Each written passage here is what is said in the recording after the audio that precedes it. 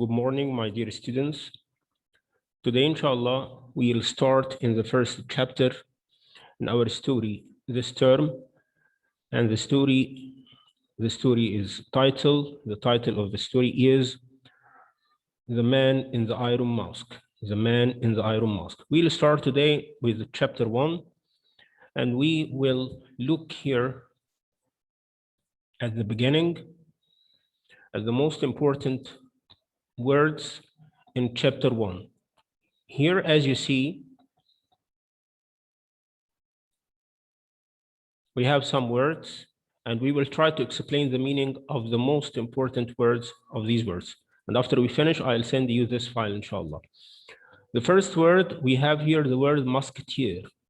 I'm explaining the vocabulary of the chapter in order to understand when you read the chapter with me or when you listen to the chapter with me. So the first word is musketeer. Musketeer is a soldier armed with a musket. It's called a musketeer. This is a person, a soldier armed with a musket. And the musket is a type of gun. This is the first word. After that, the word cunning. The word cunning means sly or very clever. If I describe someone with a cunning person, I say that this person is sly or very clever, cunning. Manipulative. When I describe someone who has the ability to influence or control someone in order to achieve a specific purpose, this is called manipulative. After that, bankruptcy. Bankruptcy, it means the state of being unable to pay your debts. You don't have money to pay your debts, so you go into bankruptcy. After that, bishop. Bishop. This word means a priest with a high rank in some Christian religions, who is the head of all the churches and priests in a large area. This is called bishop.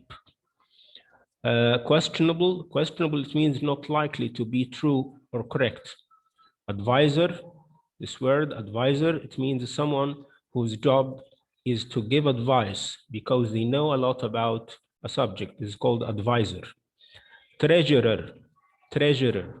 Treasurer, it means someone who is officially responsible for the money for an organization, club, etc. Yani, like the man who is responsible for the money in the country is called a treasurer. Like the minister now. Weasel. Weasel. We can use this word to describe someone who is able to achieve something by clever means. This is called weasel. Underestimate. Underestimate means to think or guess that something is smaller, cheaper, easier than it really is. This is the meaning of underestimate. Groan. Groan. To make a long, deep sound because you are in pain or disappointed. If you feel pain and you don't do anything because you are ill, so ill, or disappointed, you groan. A sigh. Sigh, by the way, is a verb and a noun at the same time, but here it's a noun and it means an act or sound of sighing, to breathe in and out, making a long sound because you are bored or disappointed, like this. This is the meaning of sigh. Glorious. Glorious means having and deserving great honor. This is the meaning of glorious. You have glory. Ruler. Ruler is someone such as a king or queen who has official power over a country or area. This is called ruler, someone like a king or the queen. Sorrow, it means a feeling of great sadness. Remedy. The word remedy, you will find it in chapter 1 today, and it means here treatment or a medicine to cure an illness or pain that is not very serious. This is called remedy. The word nun. Nun, it means someone who is a member of a group of religious women that live together. This is called nun. Herbal.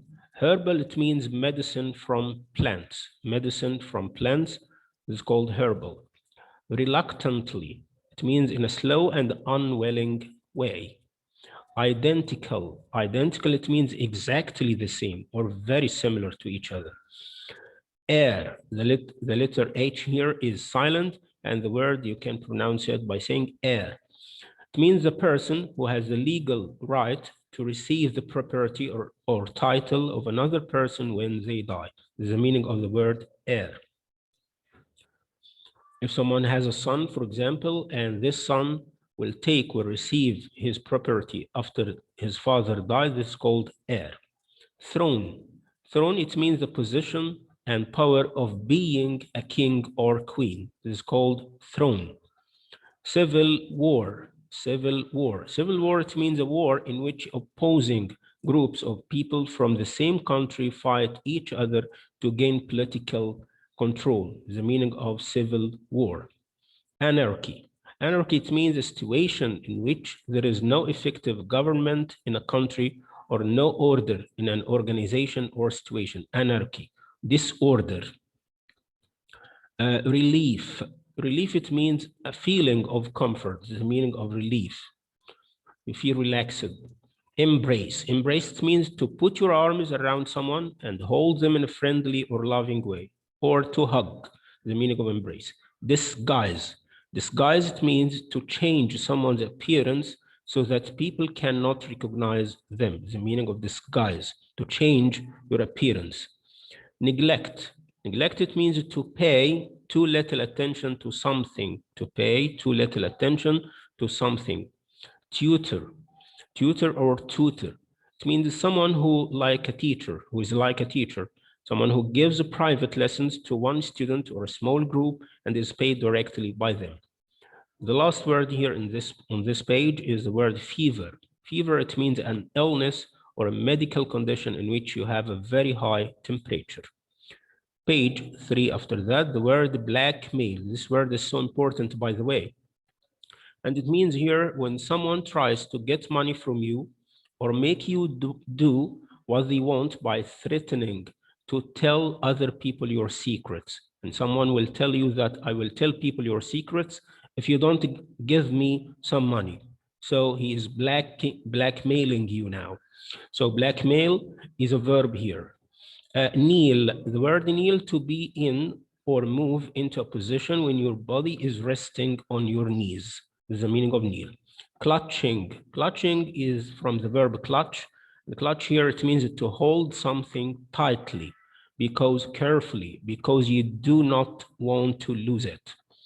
And the last word here is greedy, and it means always wanting more food, more money, more power, possessions, etc. than you need. This is the meaning of greedy. So these are the most important words that you will find here in chapter 1. Before we start in the chapter, I'd like to tell you about the main characters in chapter 1. In chapter 1, we will find here the first character is Aramis. Aramis. Aramis here is someone who is a musketeer, who was a soldier, and now he is a bishop, he's a priest in the church. Madame de Chevreuse. Madame de Chevreuse, she was the duchess, and she was a friend for the queen mother at this time. After that, we have Colbert. Colbert, this man, sorry, this man was the king's advisor. He gives the king some advice during he was ruling, or while he was ruling the country, France, at this time. Fouquet was the treasurer. Treasurer, as I told you before, someone who is responsible for money.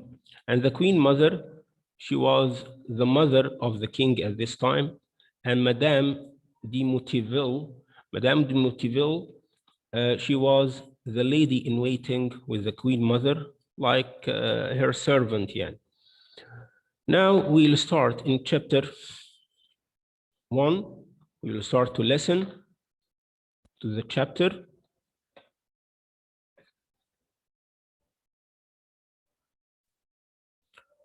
So open your stories, please.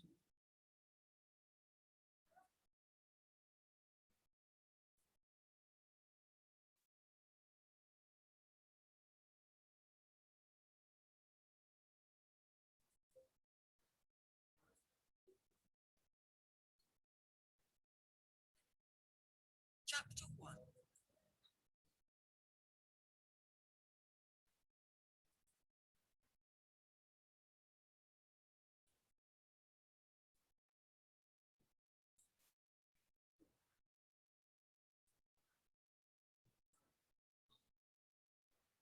Aramis stood at the window of his apartment. We'll start Chapter from the 1. beginning. Aramis stood at the window of his apartment and watched as the Duchess, Madame de Chevreuse, stepped out of her carriage. The Duchess had sent a letter to Aramis a few days earlier, informing him that she had a very important matter to discuss with him. She claimed to have certain documents in her possession which could be very harmful to one of his closest friends. Aramis had met the Duchess several years before, when he was a musketeer serving in the Queen's Guard. He knew that she was a cunning and manipulative woman. He also knew that she had lost the support of the royal family and that she was very close to bankruptcy. Whatever Madame de Chevreuse wanted to discuss, it definitely had something to do with money. The Duchess knocked on the door, and Aramis walked slowly across the room to open it. Good day, my dear Duchess, He said with a smile. How do you do, my dear Aramis?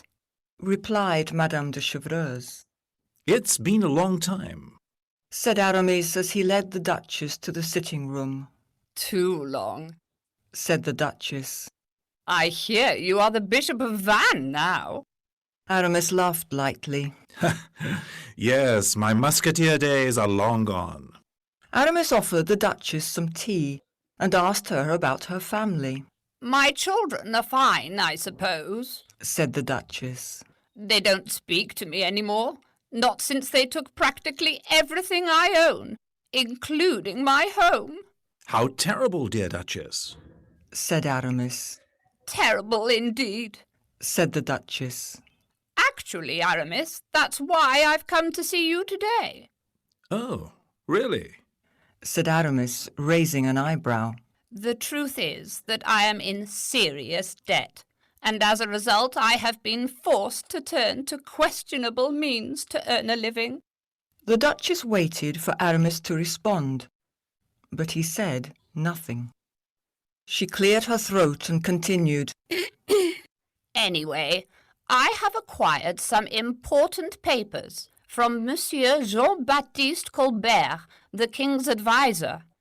The papers prove that Monsieur Nicolas Fouquet, the King's trusted treasurer, has been stealing money from the state. 30 million francs, to be exact. I know that you and Fouquet are friends, and I'm sure you'd like to protect his reputation.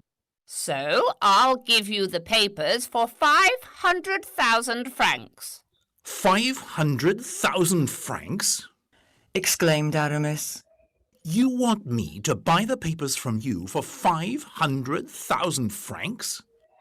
Madame, I'm afraid you have wasted your time coming here today. In the first place, we all know that Colbert is a weasel who will stop at nothing to harm Fouquet in order to take his place as treasurer. And secondly, Fouquet is an honourable man who would never steal from the state. So I am quite sure the papers you have are false. The Duchess looked annoyed. You won't buy the papers then? Absolutely not. I see. Then perhaps I should speak to the Queen Mother. I'm sure I can persuade her to help me out. I strongly doubt that. Said Aramis.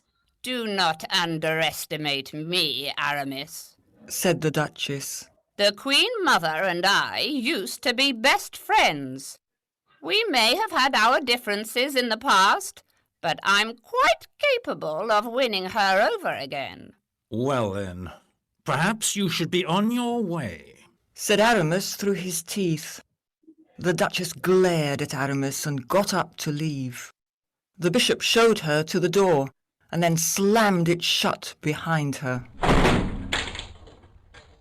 But Aramis wasn't really angry with the Duchess. In fact, he was grateful to her.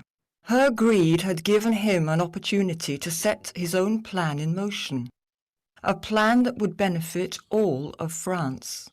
Aramis decided to pay Nicolas Fouquet a visit as soon as possible. Oh, the pain! Said the Queen Mother as she lay on her bed holding her chest. Her lady-in-waiting, Madame de Motteville, was sitting anxiously at her bedside. I think I'm having another attack, Groaned the Queen Mother.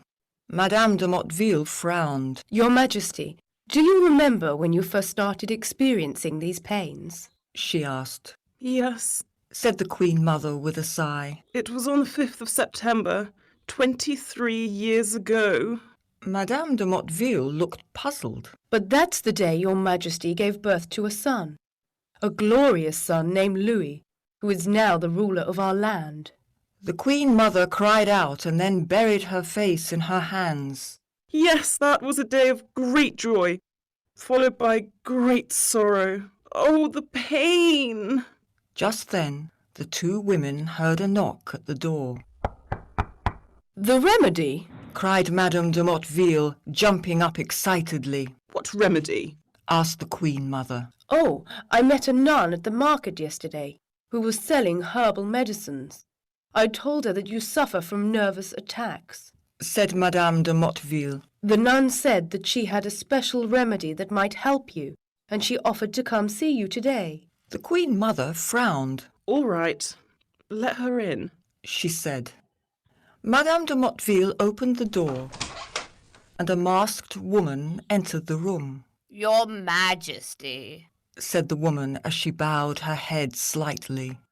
The Queen Mother looked surprised. Why are you wearing that mask? She asked. All will be revealed soon, Your Majesty. Said the nun. But first, I would like to talk to you in private. The masked woman glanced at Madame de Motteville, who in turn glanced at the Queen Mother. The Queen Mother hesitated for a moment, then reluctantly sent away her lady-in-waiting. Your Majesty, you will be happy to know that your illness can be cured very easily. Said the nun. Well, that's good to hear. Said the Queen Mother. I know that your nervous attacks began when your son, the king, was born. Yes. And I know that there is a secret surrounding the birth of your son. The nun paused for a moment. It's a secret very few people know. On that day, 23 years ago, you gave birth not to one son, but two identical twins named Louis and Philippe. The Queen Mother looked horrified. She started to speak, but the nun held up her hand. Let me finish, she said. When the king heard the news, he was amazed. He was concerned that having two heirs to the throne would only lead to trouble for France. His exact words were, one prince is peace and safety for the state, two competitors are civil war and anarchy. So one son became king, and the other was hidden away. Your Majesty, it is my opinion that your nervous attacks are caused by your guilt. The Queen Mother's face was as pale as death. How do you know all this? She whispered. Because, old friend, I was there, said the Duchess as she removed her mask.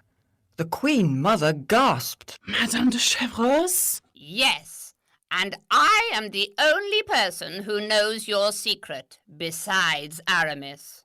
The Queen Mother felt an enormous wave of relief. It's been years since we last saw each other, she said as she embraced her friend. But why the disguise? Well, I didn't think you'd agree to see me otherwise, said the Duchess. Our friendship must not mean very much to you. You heard that I lost everything, but you have done nothing to help. The Queen Mother nodded. It was wrong of me to neglect you, she said. I'm sorry. So, how is Philippe? Asked the Duchess. The last time I saw him, he was at Noisy-le-Sec with his tutor. The Queen Mother paused for a moment. She knew that the Duchess was planning something, but wasn't quite sure what. She decided that it would be better not to tell the Duchess that her son was locked up in jail. Philippe is dead. She lied. He died of fever a few years ago. He's dead? The Duchess exclaimed. The news truly shocked her. Could she still go ahead with her plan to blackmail the Queen Mother now? Yes, I'm afraid so. I am so sorry to hear that, old friend, Said the Duchess. She kneeled before the Queen Mother and kissed her hand. Please know that I am your most faithful and loyal servant, and that your secret will always be safe with me. The Queen Mother sighed. Thank you. She said. Your Majesty, Said the Duchess. I hate to do this, but as you know, I am in a difficult financial position at the moment. How much money do you need? Asked the Queen Mother. Perhaps you could lend me 500,000 francs? I will definitely pay you back when I can. Fine. Said the Queen Mother. She signed an order for 500,000 francs and handed it to the Duchess. Oh, thank you, Your Majesty. Said the Duchess. The two women talked briefly, and then the Duchess left, happily clutching the order in her greedy little hands.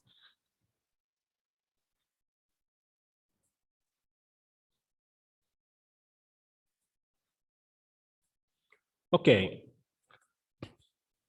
After we listened to the whole chapter, now we will try to talk about the most important points about this, in this chapter.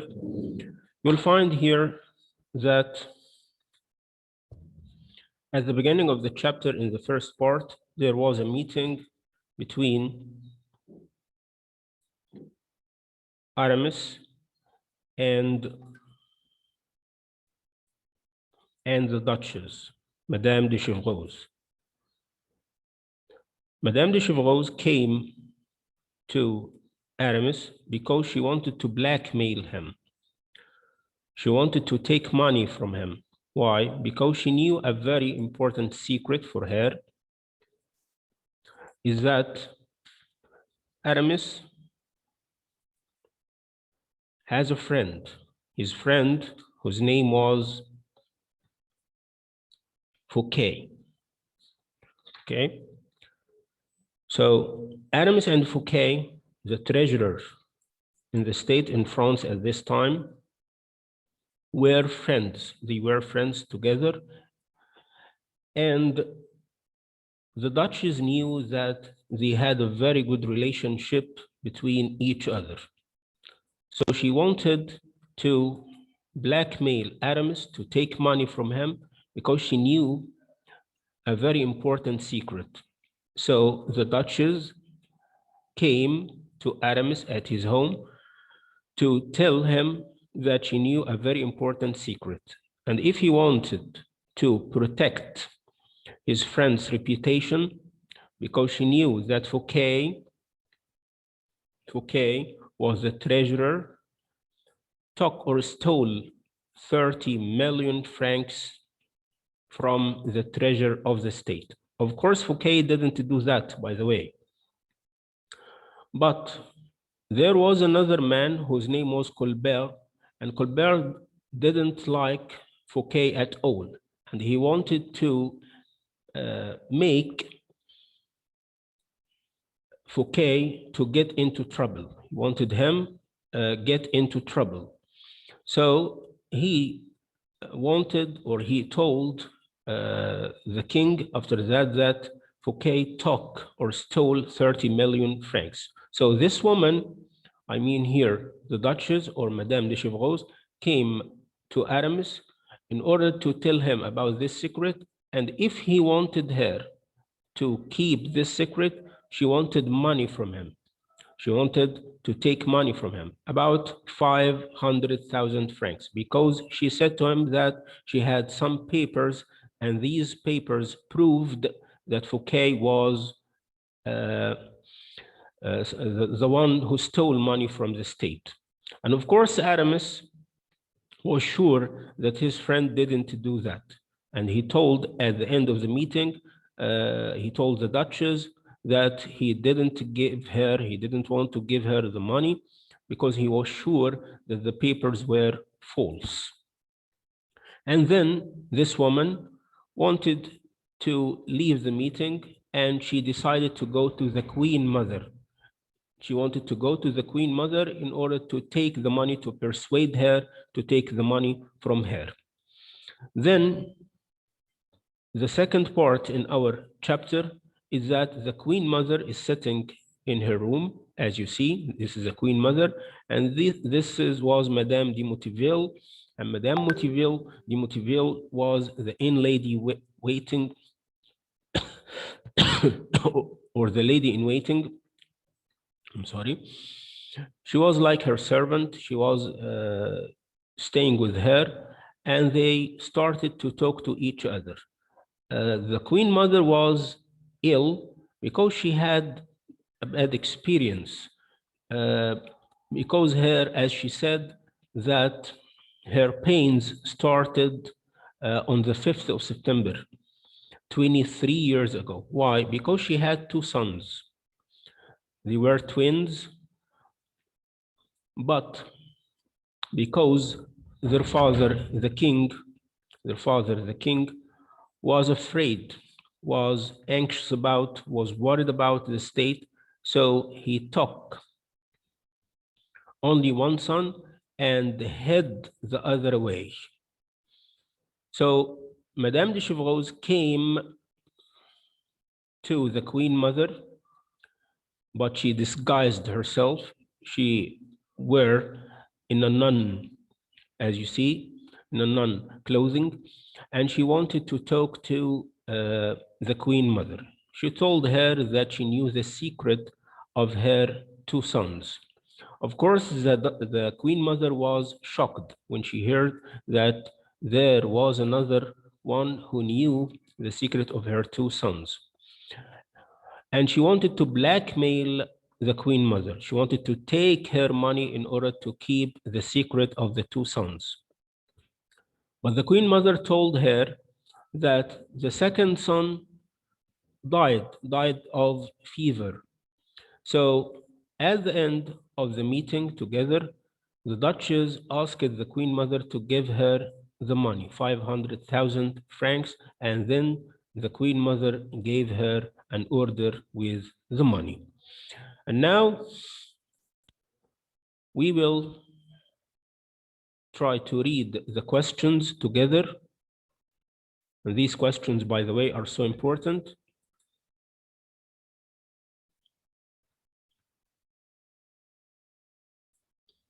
And we'll start here with the comment.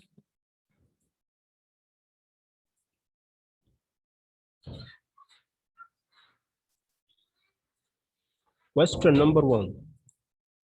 Yes, I'll choose one by one to read the question and then the answer. Yes, Ahmed Mustafa. Can you read question number 1? You want me to buy the papers for you for 500,000 francs. From you. For 500,000 francs. Yes, this is a comment, the first one. Who said this to whom? Ahmed, yes, you can read the answer, please. These words were said by Aramis to Madame de Chevreuse. Madame de Chevreuse. Yes. Madame de Chevreuse. When she told him that she had some papers which proved that his friend Forget has stolen.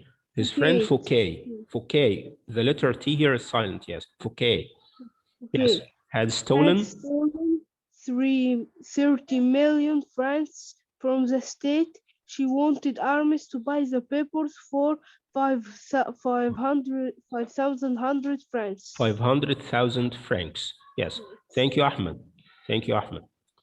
Yes. After that.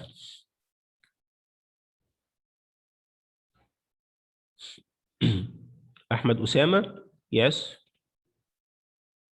Ahmed Usama. Question number 2. Yes, Ahmed.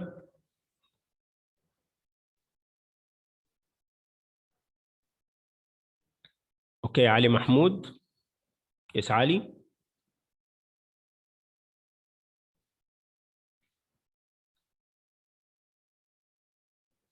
Arij Muhammad. Yes, Arij.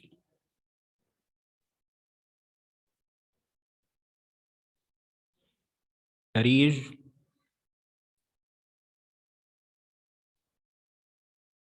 Question number 2.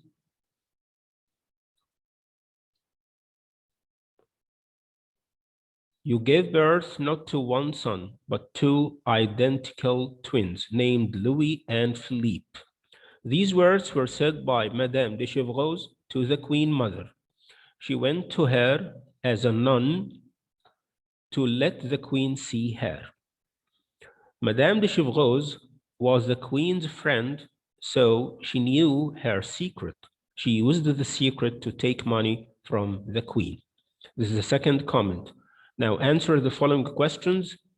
Amira Badr. Yes, Amira. Question number 1. You can read.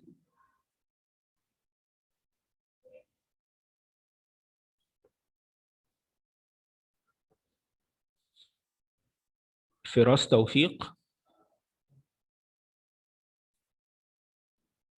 Yes. Yes, Anne. And question number 1. Madame de Chevreuse was cunning. Madame de Chevreuse. Madame de Chevreuse. De Chevreuse. Yes. Yes, it's a French name. Madame de Chevreuse. Yes, was a cunning, clever, very clever is the meaning of cunning, like a wolf, and manipulative woman. Yes. She tried to blackmail with post of armies and the Queen What's the Mother. meaning of blackmail? What's the meaning of blackmail? Blackmail here, it means that she wanted to take money from him because she knew a very important secret. Okay. Yes, go on. She needed the money. She told armies that she had important papers that proved the frequent has stolen 30 million francs. Fouquet has stolen 30 million francs from the state. For the Queen Mother, she reminded her to secret of having twin brother of the king and who was hidden away. Okay, thank you, Anne. Thank you.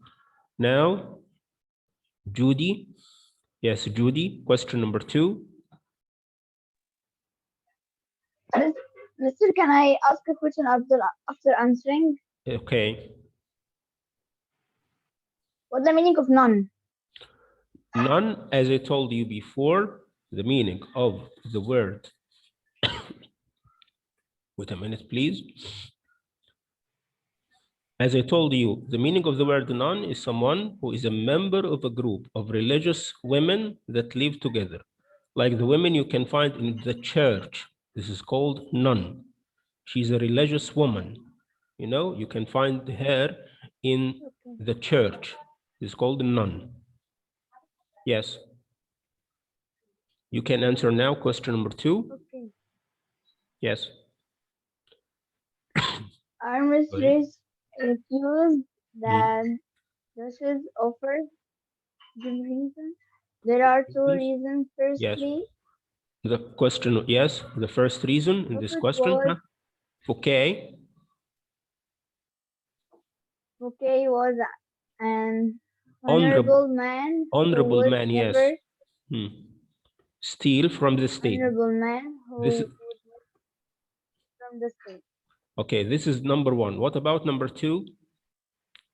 Secondly, Colbert. As I told you, who was Colbert? Was the king's advisor. He was the king's advisor. Yes, he was a weasel.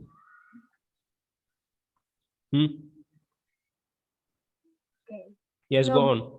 Colbert was a weasel who would stop and at nothing to harm Fouquet, because he didn't like Fouquet at all.